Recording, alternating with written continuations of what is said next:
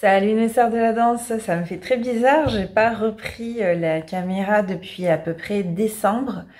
Il s'en est passé des choses. Oh, petit spoiler. Ça me fait très bien parce que là, ce soir, je publie l'épisode 2 de Road to the Coupe de France, SBK. Il s'en est passé deux depuis que j'ai repris la cam. Il s'est passé énormément de choses.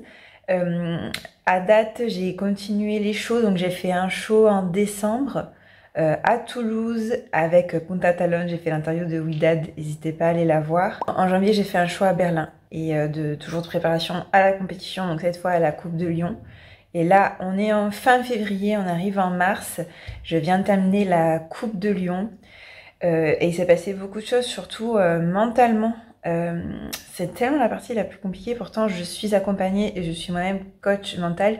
Mais je pense que justement, à travers tous ces challenges-là, et ça va être à vie, hein, je suis capable de mieux accompagner éventuellement d'autres athlètes.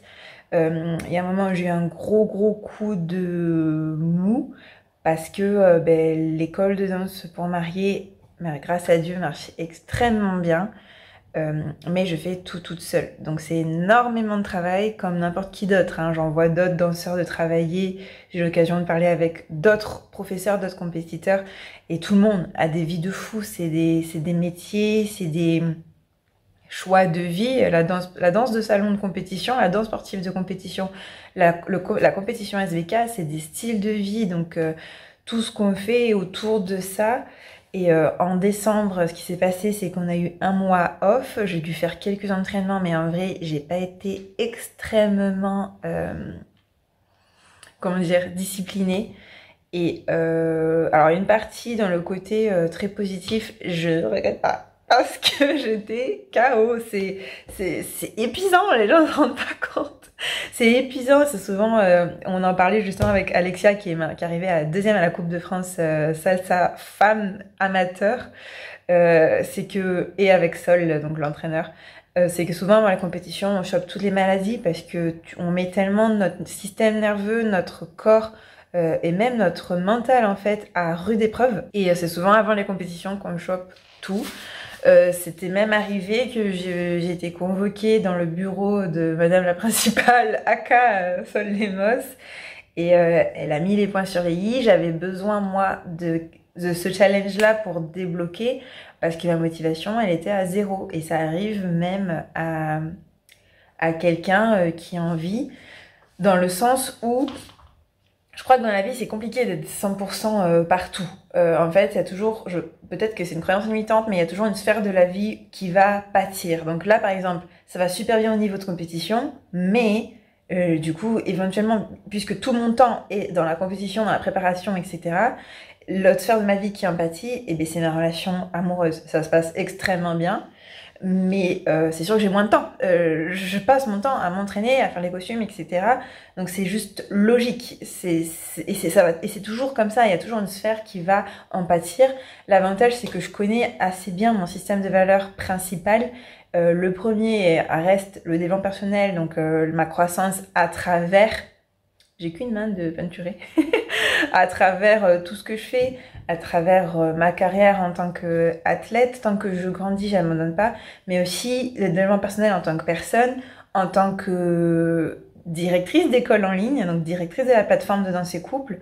Tant que je grandis, j'aime.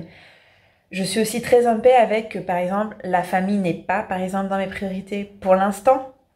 C'est-à-dire que moi, je suis très loin de mes proches et je leur dédie pas énormément de temps, mais je suis assez en paix avec le fait que ça n'est pas mes priorités parce que à travers tout le processus de préparation mentale, j'ai appris à être solide dans mes priorités. Mes priorités, c'est le développement personnel, le développement en tant que sportif, le développement en tant que le développement spirituel en fait avant tout, et le développement en tant qu'entrepreneur, etc.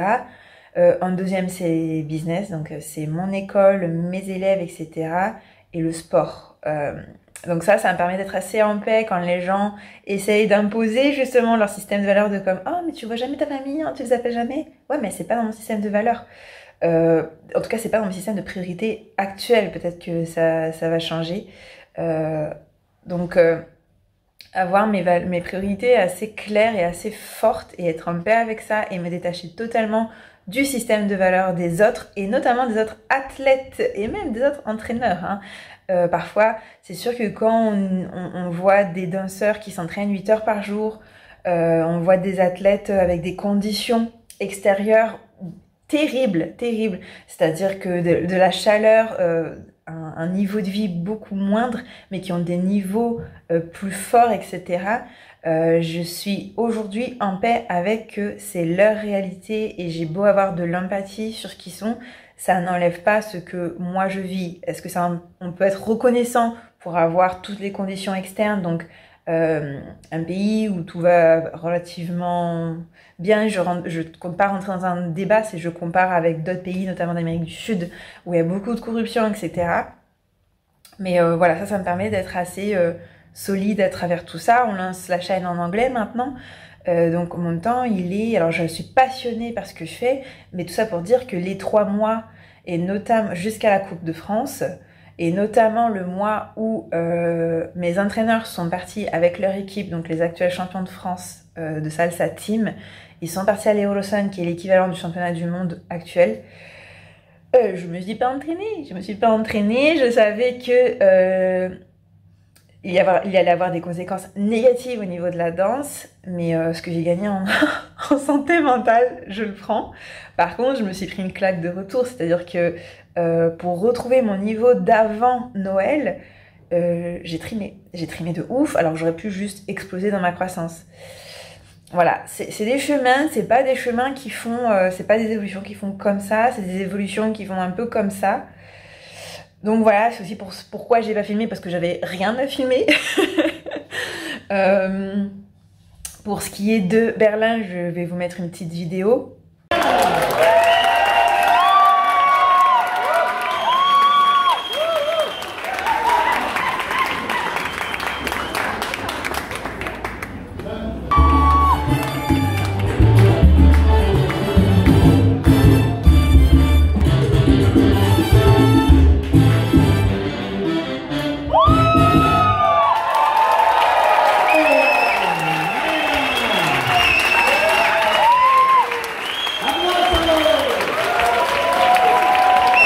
C'était super chouette, un événement incroyable, je mettrai leur lien, c'est extraordinaire, j'étais accueillie par Jen de la Fiesta, ça a été vraiment un très très bel événement, je suis tombée amoureuse de la ville de Berlin, j'ai eu l'occasion d'aller voir une amie depuis 15 ans, mais j'y suis allée pour faire un show, je suis allée en vacances aussi, c'est une semaine et c'était assez sympathique, mais c'est ça, je me suis pris une claque au niveau de mon évolution qui est pas du tout aussi performante que si j'avais fait d'autres choix du coup ces dernières semaines, et je me suis un peu réveillée à la dernière minute. C'est un peu mon fonctionnement, hein. Et du coup on a fait la Coupe de Lyon. C'est la deuxième fois que vous essayez de m'abandonner, hein. Comment ça? Ben non. Tu veux qu'on parle de toi dans la voiture? Ouais, la catégorie, c'est qu'il n'y avait pas de signe. Donc ils auraient été... Non.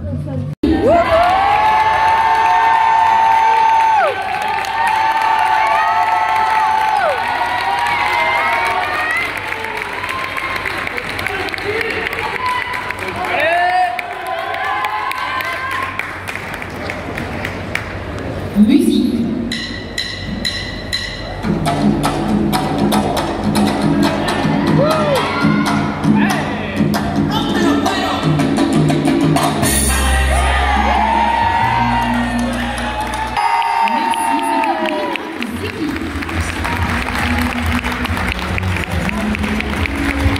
Et je suis arrivée deuxième sur 9. Troisième, pardon. Donc je suis arrivée deuxième, pardon, au régional de Narbonne.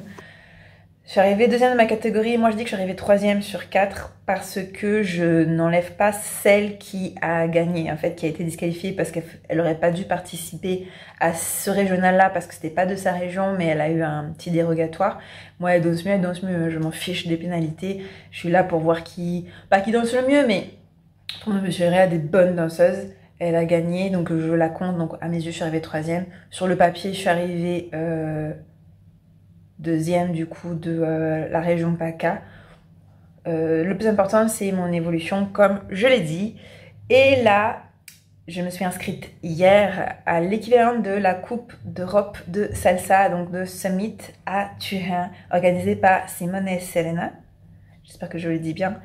Et je vais présenter du coup mon solo et j'ai l'obligation de m'inscrire en catégorie pro parce qu'il n'y a pas de catégorie semi-pro.